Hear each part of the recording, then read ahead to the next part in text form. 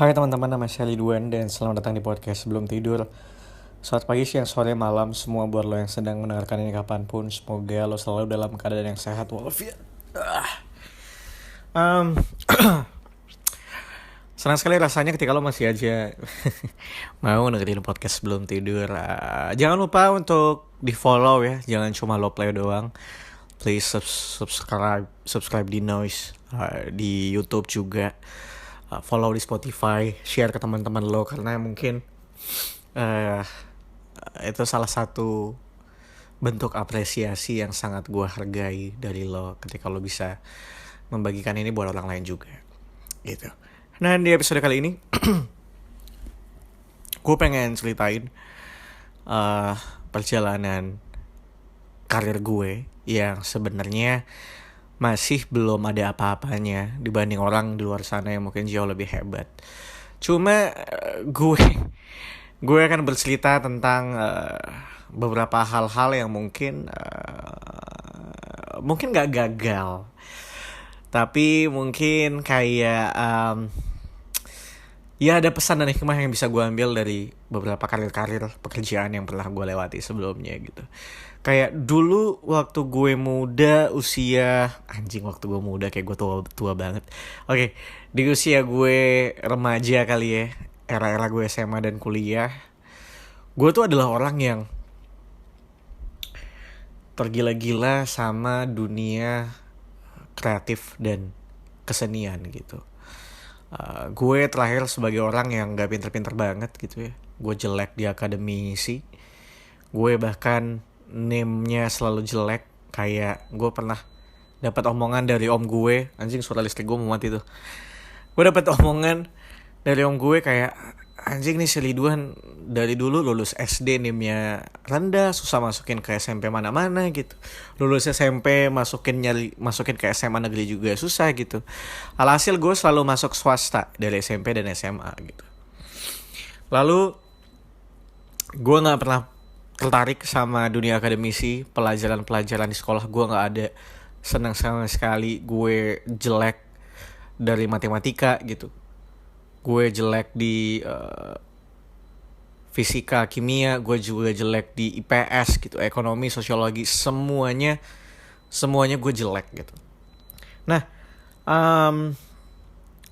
sampai akhirnya gue menemukan beberapa hal yang menarik buat gue. Pertama adalah teater, terus gue ketemu band. Jadi gue merasa kayak mata pelajaran yang gue suka tuh sebenarnya mostly bahasa Indonesia atau ya semacam itulah, bahasa Indonesia, terus kesenian segala macam.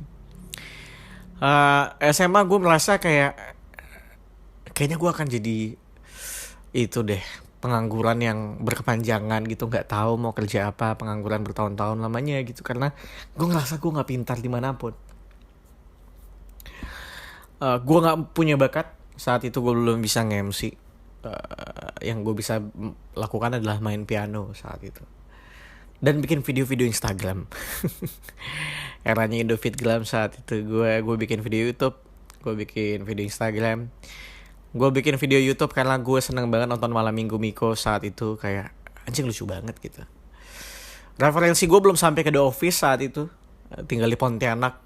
Membuat gue kayak minim informasi seri-seri apa aja yang seru di luar sana.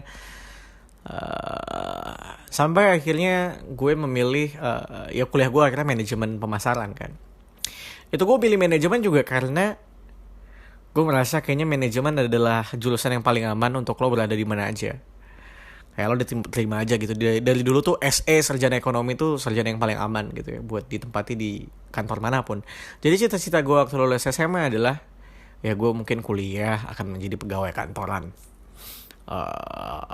Pada umumnya aja gitu, kayak nggak ada yang spesial. Gue nggak pernah terbayang gue akan berkecimpung di kantor industri kreatif dan kesenian, sama sekali nggak kebayang. Mungkin karena gue tinggal di Pontianak juga kali ya, gue ngelihat lapangan pekerjaan yang seminim itu sektornya, cuma ada perkebunan, bank, segala macam ya, name it lah. Second city gitu ya, nggak ada agensi radio juga, nggak gitu gede saat itu. Jadi industrinya sangat sempit. Sampailah gue akhirnya pindah ke Jogja. Gue mencoba banyak hal gitu. Eh, gue mencoba banyak hal dan gue menerima saat itu eranya passion tuh lagi diagung-agungkan. Kejarlah, kerjalah sesuai passionmu, sesuai minat yang kamu inginkan gitu. Dan gue lakukan sebenarnya. Gue menjadi penyiar radio waktu itu 3 tahun. Menyenangkan sekali. Tapi setelah 3 tahun akhirnya gue rasa kayaknya gue gak akan bisa lama-lama di sini gitu.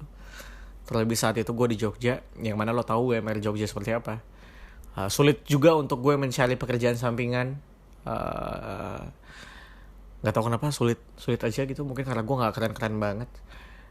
Lalu gue pindah ke Jakarta. Gue bekerja sebagai marketing communication sebuah F&B restoran. Gue bertahan hanya 4-5 bulan di sana, I guess. Kayak 5 bulan something gue berjalan di sana.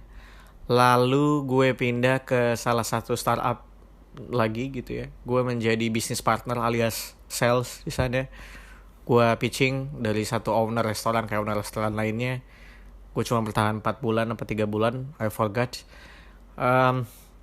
Gue gak betah. Di Markom gue gak betah, sales gue gak betah.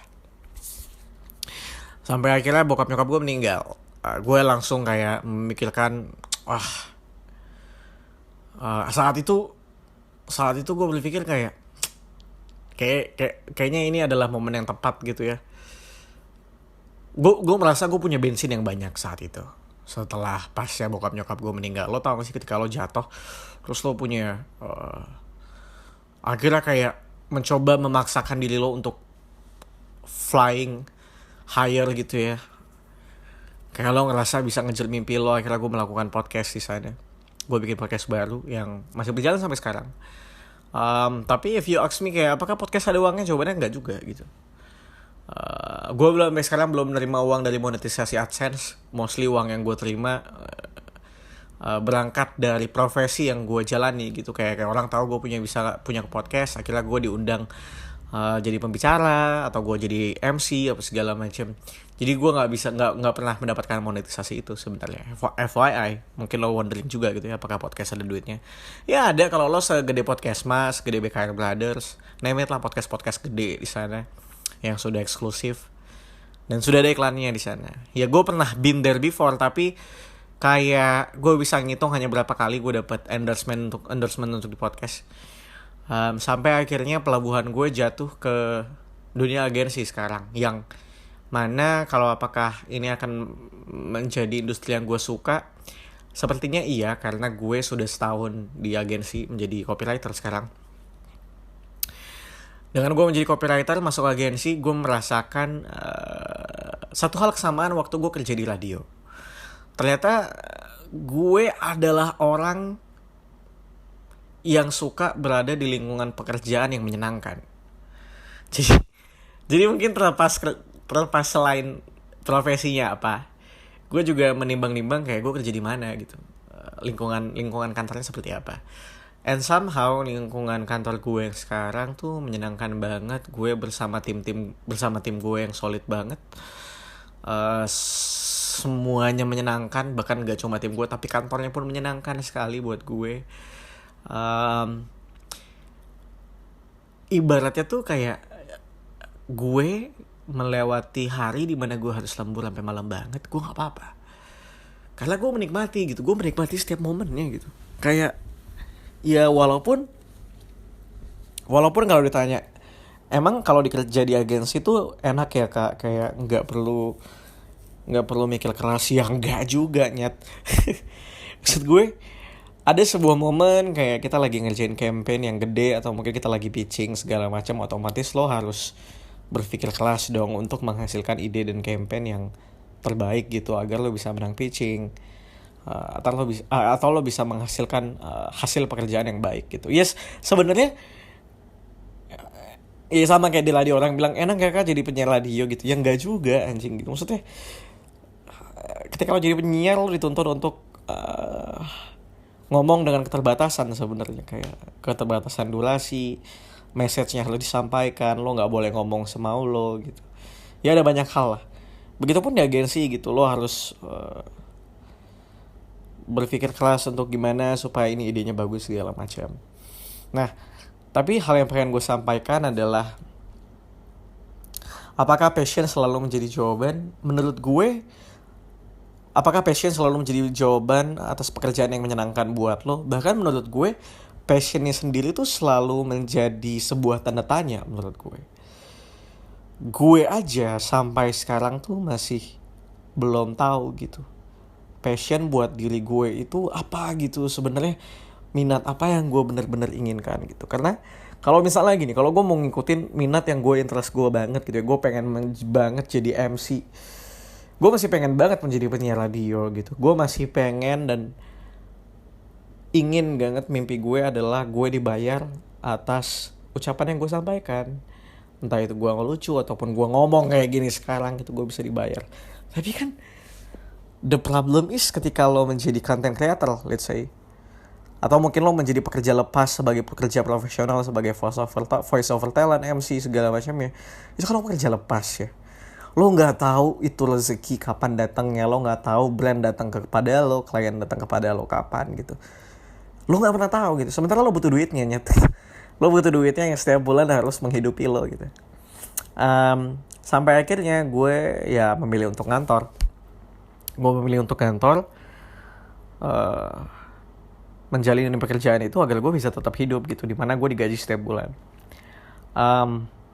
Nah, sekarang gue bisa bilang gue berada di industri yang menyenangkan buat gue gitu, yang gue setahun bisa betah gitu. Bahkan gue masih ada kepikiran kok, kayaknya gue bertahan di sini sampai di waktu yang tidak ditentukan gitu ya, gue masih nggak apa-apa gitu. Bahkan gue udah ada kepikiran kayak gimana cara gue mengejar promosi ya gitu. Gue udah di tahap kesana, dan itu ngebuat gue jadi pengen belajar lagi sama si industri ini gitu. Agensi ini menurut gue industri yang baru, gue baru setahun di agensi.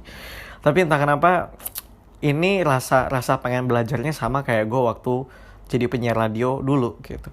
Nah, menurut gue untuk bisa menemukan pekerjaan yang lo pengen belajar lebih dalam lagi, lebih sering lagi tuh, ada yang takes time, ada yang orang langsung ketemu tek gitu. Oke, industri gue.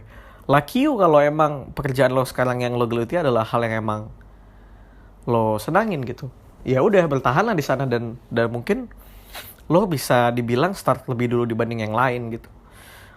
Tapi nggak semua orang bisa mendapatkan itu kan, alias kayak mungkin sekarang lo di dalam kerjaan lo lagi ngerasa kok kayaknya gue nggak happy, gue demotivate yang mungkin bosan tuh beda cerita, kayak demotivate lo sama sekali nggak pengen mengerjakan pekerjaan ini gitu. Kalau demotivate lo udah di tahap gue nggak mau ngerjain ini, bangsat. Been there before ketika gue waktu sales, gue benci banget bangun pagi. Gue benci ketika besok hari Senin. Wah, gue gak sabar kerjaan gue selesai, jam kerja gue selesai gitu. Beda cerita ketika gue di pekerjaan gue di radio dan di agensi sekarang. Gue tuh kadang setiap hari Minggu bisa gak sabar hari Senin. Saking gue pengen banget masuk kerja gitu, menjalani pekerjaan gue, termasuk di agensi. Gue gak sabar masuk hari Senin gitu ya, selain gue bekerja untuk ngebikin ide-ide yang lebih baik gitu ya, tulisan-tulisan yang baik. Ya gue juga senang untuk main sama teman-teman gitu. Itu tuh menurut gue salah satu faktor yang menyenangkan sih. Kecuali lo kayak demotivasi, gue nggak suka ngerjakan ini, gue lo benci hari Senin. Mungkin itu bukan pekerjaan yang tepat buat lo kali ya. Dan apakah gue harus pindah? Back again, lo harus pertimbangkan lagi gitu, kebutuhan lo seperti apa gitu.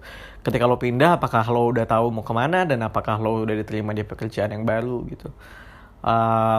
Itu juga harus lo pertimbangkan. But believe me, sebenarnya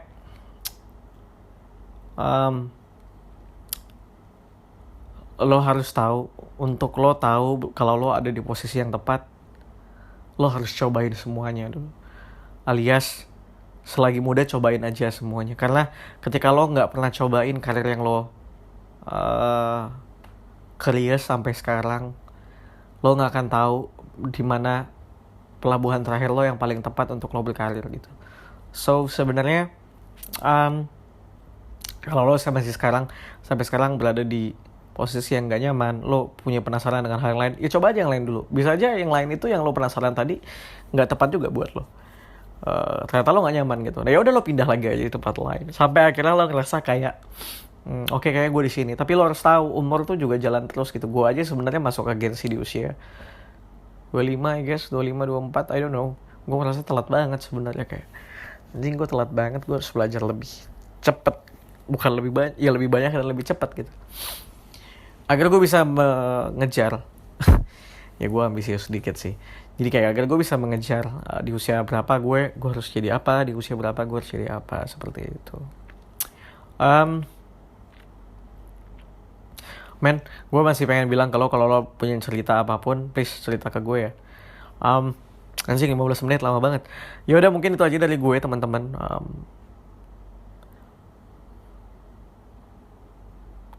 Gue mau bilang passion tuh nggak dicari tapi ditemukan, tapi dicari itu juga adalah salah satu kata kerja yang emangnya sih. Passion tuh dicari karena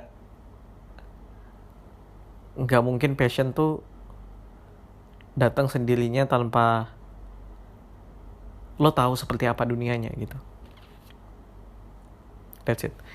Nama gue Ridwan Handoko, terima kasih sudah mendengarkan. Sampai ketemu lagi di episode yang lain. Spread love, not hate. Bye bye.